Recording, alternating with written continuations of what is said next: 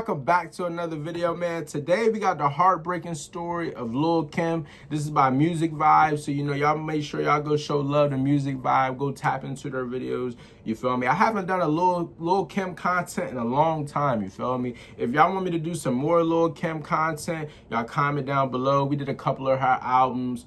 Actually, we did I want to say half of her albums, like half of her discography.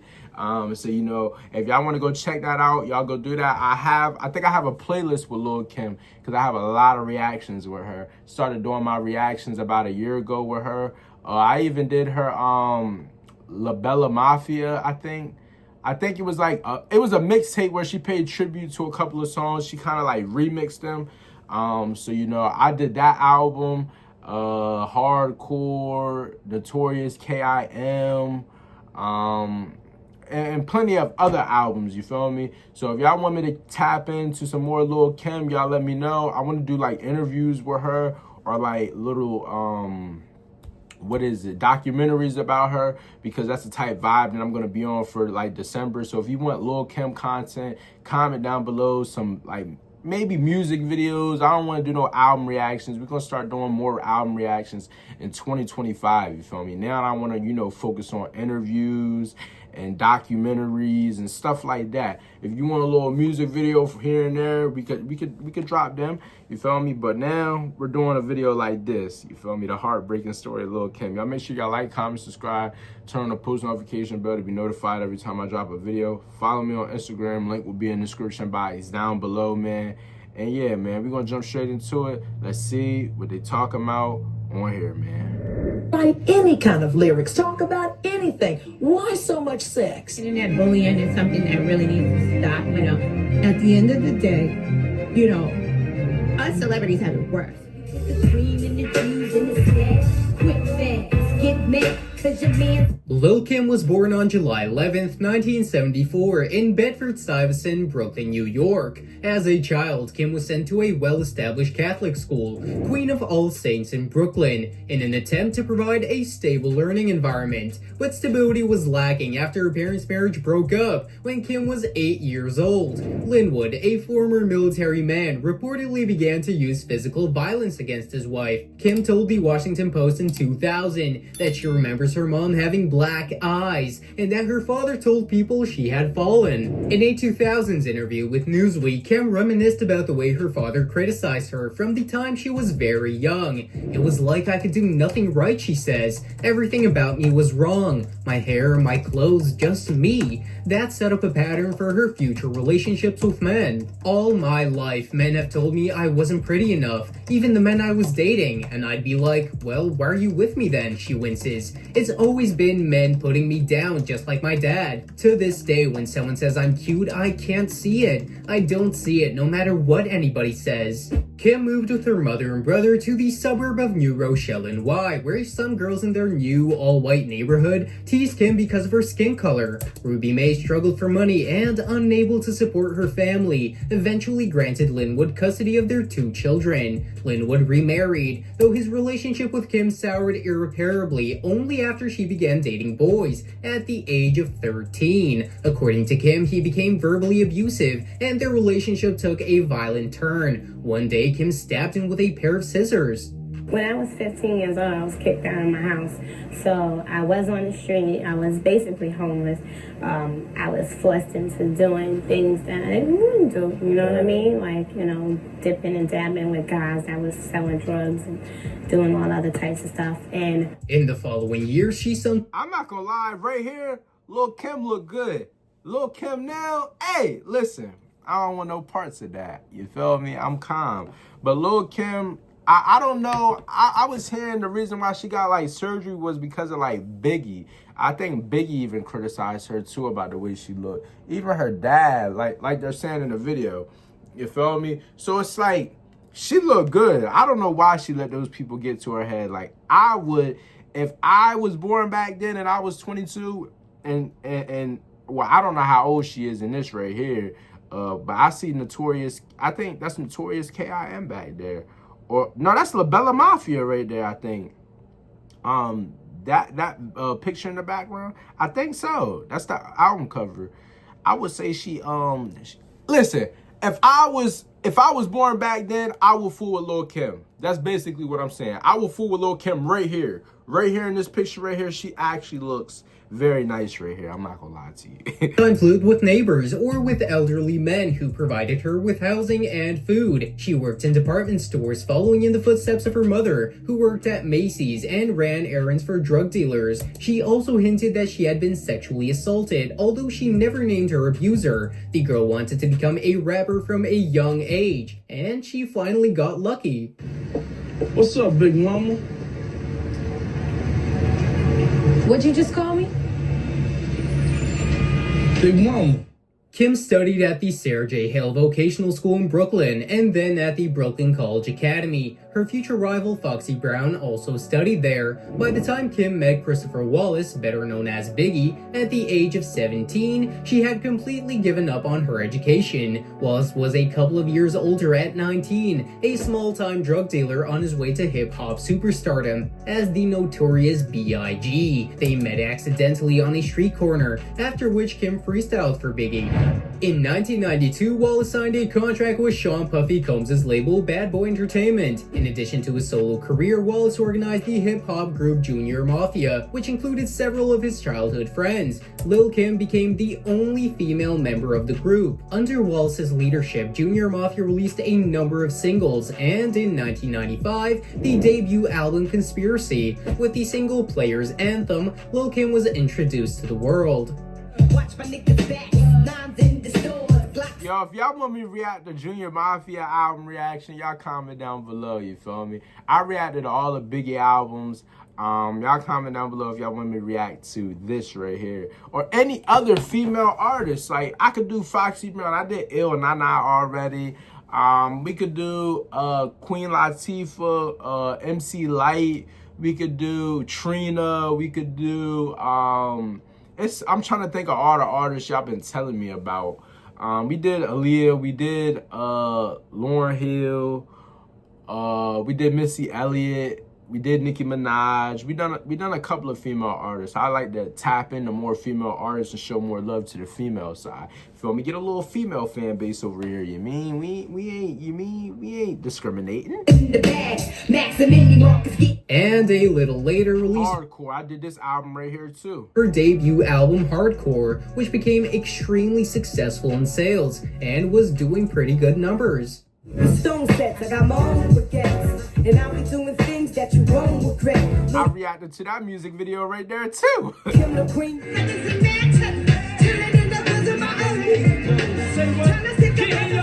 Her image was built on her sexy appearance, which is why she attracted the male audience. And do you know whose idea it was? Biggie's, of course. He wanted her to show off her beauty at 100%. He encouraged her to cultivate a lascivious style, which was later dubbed gangsta porn rap, which rubbed the infamous C. Dolores Tucker the wrong way, since she wanted to abolish gangsta rap, vulgarity, and so on. I want you to, be sure, I feel that you're too young to be having sex. You're too young to be listening to my music too. But if you're gonna listen to it, make sure you do the right thing. Don't go out and have sex for the wrong reasons. And if you do... And Biggie was not only her mentor, but also her boyfriend. And it was at this time that Biggie meets Faith Evans and marries her after only 8 days. They continued to work together, although it was very difficult to keep calm. You calling a bitch, nigga? You wasn't talking that shit when you was eating my pussy the other night.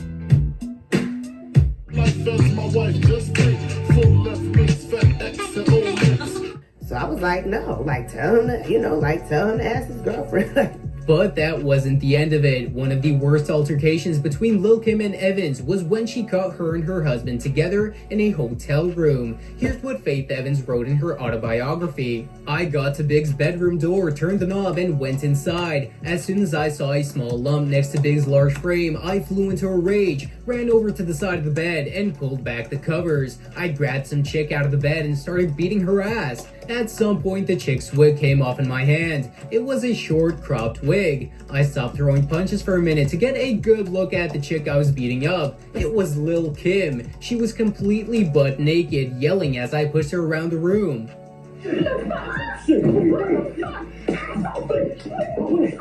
Big sat up in bed and pointed at Kim, who was standing in a corner of the room, trying to cover her naked body with her hands while I was still yelling at Big. "Yo, get her out of here," Big said. They led Kim out of the room and she screamed and cursed the whole way. When Kim and Evans first met, Evans only assumed that the two New York rappers had a working relationship. However, everyone in Big's circle knew what was going on behind the scenes. In 1996, the Lady Marmalade rapper was pregnant with Biggie's child. However, she had an abortion because she knew that the relationship was not conducive to bringing a child into the world. Kim has admitted that she and Biggie had a violent relationship. Phone's on like this. I'm like, yeah, you know that. Boom, my headphones. And we started fighting and we tore the plaques off the wall and everything. And he choked me out in the elevator, so I passed out. And look. Kim revealed that for It's crazy that how she could laugh at this or other people could laugh about it because Biggie's gone. It's like nothing could be done. But if Biggie was alive, people would be giving him the Diddy treatment right now. Like when Diddy did what he did with his with his ex, you feel me? And he beat her up and dragged her and all that stuff. Like all the men who beat up women, like Chris Brown, that brother got backlash. But then again, it's 50-50. I be hearing 50-50 about Chris Brown because he was young. You feel me? Rihanna was beating on that brother too. And he was driving. He was telling her to chill. You feel me? You got the Quavo and Sweetie situation. He was beating her up in the elevator. You feel me? And a lot of men get a lot of backlash for that. But now she's making light of it. She's joking about it because that brother passed. You feel me? You don't want to spread no... It's like you don't want to tarnish his name even though he's gone. And that's probably why she laughed. But in that moment, that stuff was probably traumatizing. Long time, violent men attracted her. Biggie was killed, and it was difficult for her to get over that loss. Biggie was the type of person to motivate you. He always wanted anyone to succeed. She even stopped making music for a while, but later returned. That he could just be on top, and I want to be on top again. And right. In June of 2000, the long-awaited album, The Notorious K.I.M. That's tough. I did this album right here. This is my favorite album by her. I'm not gonna lie to you. Or it's another one where she had just got out of jail and it was just her face in the album cover, I think. That one was tough. Was released. The album immediately debuted at number 4 on the Billboard 200 chart and sold 3 million copies worldwide. Thus, the album became one of the best-selling rap albums of that year. He asked me if I'd be his day for the prom, and he'd buy me a horse, a Porsche. If I was you, I'd hate me too. Louis Vuitton shoes and a whole lot of books. And despite some positive moments of her popularity, in 2001 an incident happened that changed her life completely. Since 1996, she had a feud with Foxy Brown, and it all ended up in a shooting in 2001 near the Studio Hot 97 in Manhattan. Shots were fired after Lil' Kim gave an interview to the radio station. One person was injured and the second was severely injured. When it came to court, Kim told the grand jury that she knew nothing about the fact that 2 people from her entourage, her manager Damian Butler and another man, Suv Jackson, were present at the time of the shooting. But surveillance photos show Butler opening the door for Kim, with witnesses linking her to both men, who pleaded guilty to weapons possession that night. As a result, in March of 2005, Kim was found guilty of perjury and conspiracy before a federal grand jury. "I thought it was the right thing to do, but now I know it's wrong," Kim said, with tears in her eyes before the sentencing. On July 6, 2005, she was fined $50,000 and sentenced to a year and 1 day in prison, and Butler was jailed for 12 years. Lil' Kim's 4th album, This one right here, The Naked Truth. I love this album right here. This actually, this is my favorite one. Then it's The Notorious K.I.M. Hardcore was tough. Kim, her top, them 3 albums right there, they could all arguably be her best album. I'm not gonna lie to you. Naked Truth was released in September of 2000. First song off, ripped off. This was the first album I ever reacted to with Lil' Kim. First song off that album. I think it was an interlude first, you feel me? It was a news reporter. First official song off that album. One of them ones. I like the song with off Notorious K.I.M. where it was a feature with that little girl. What's that little girl? It was a storytelling song. She was talking about her aunt and all of this. Dang, I forgot that little niece. I don't know. Man, it's on the tip of my tongue too. 5. While she was still incarcerated, some fans have called this release the greatest female rap album of all time. I come from this stop. You can see the two of they gon' die. Gotta keep the ratchet close. In the club, we sippin' down, sitting up, oh. Now it's time to this Hip hop album. I'm not sure about if it's the best hip hop album. It all depends on what you consider Lauryn Hill album. If you consider that hip hop, no, it's not the best. But if you don't consider it a hip hop album, then this so far could be. It definitely can be. But this right here, this picture right here that I'm looking at between these two Lil' Kims, I prefer the one on the left than the one on the right. The one on the right kind of scared me. I'm not gonna lie to you. The one on the left was naturally just.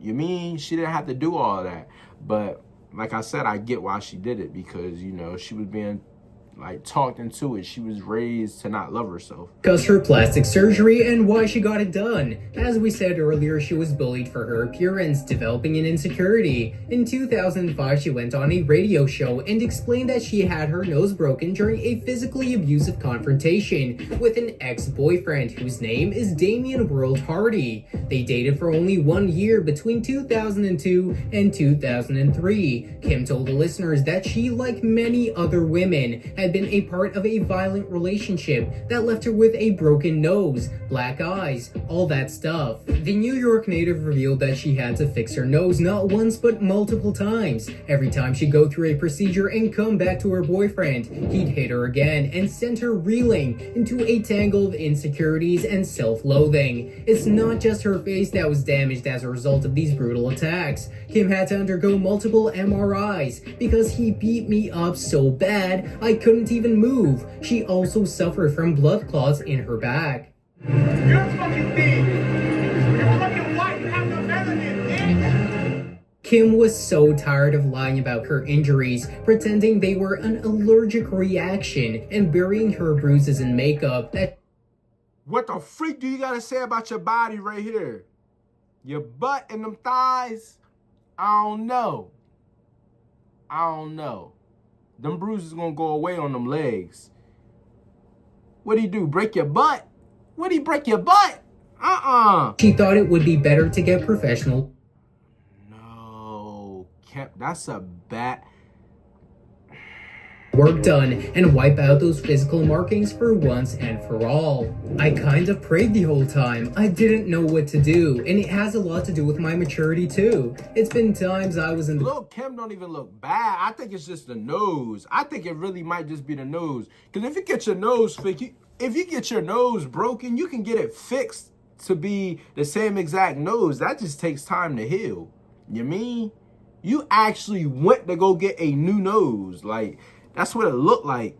It looked like you could just take that joint off for real. car with my ex-boyfriend and he punched me in my face and I was bleeding all over the car. The doctor had to fix my nose because it was almost shattered. You guys help me to get through everything as well. Never mind. If it's almost shattered, then you need a whole new nose. Okay, I respect it. And y'all make me want to keep going. The trauma led her to start her charitable organization, Lil' Kim Cares, which does extraordinary work in raising awareness and funds for issues such as homelessness, child neglect, and violence against women. She's also keen on showing that just because she's a celebrity doesn't mean that she doesn't go through the same trials and tribulations as anyone else suffering from abuse. Like any other survivor, she has to muster up tons of courage to leave a toxic environment and learn to love herself again.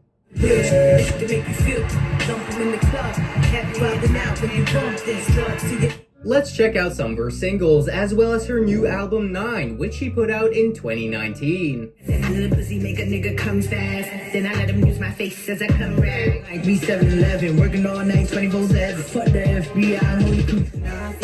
Nastiest one, yeah.